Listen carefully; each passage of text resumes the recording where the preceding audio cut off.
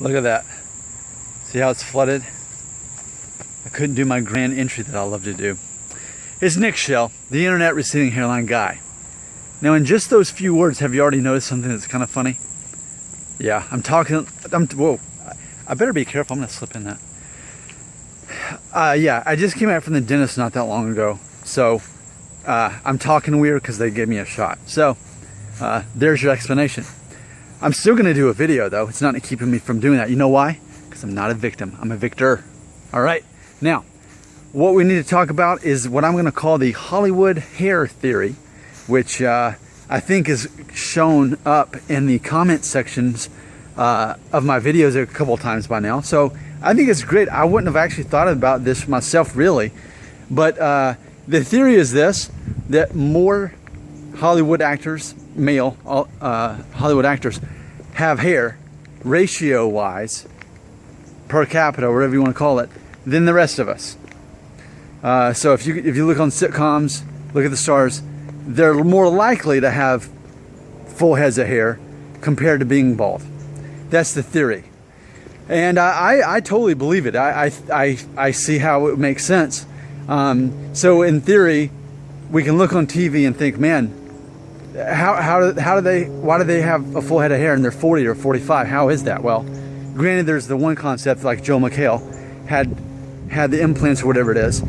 But then also, like even where I work with guys my age or older, full head of hair, perfect hairline, no thinning. They're not doing anything special, they just have those genes.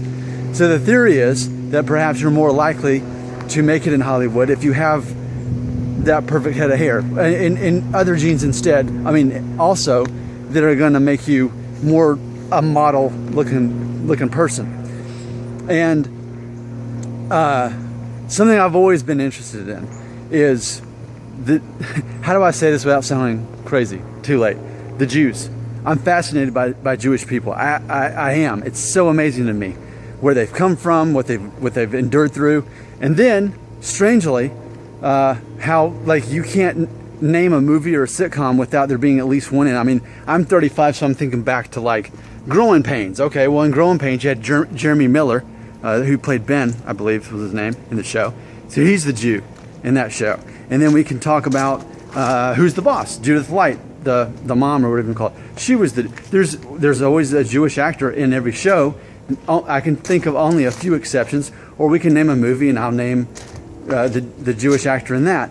So it's interesting that Jews only make up about, I think, 2.5% of American population, yet they're always in movies and sitcoms, and it's amazing. Whatever has caused that to happen, probably I'm not the expert to say how that is. Whereas Asians make up, I think, 11% or no, 4.5% of the population, yet there's very few Asian actors in comparison to Jews, when there's a lot less Jews and there's actually, I think, about half as many Jews in America as there are Asians altogether. So that's pretty interesting to me. So similarly, there's more men with hair in Hollywood than not. That makes sense to me.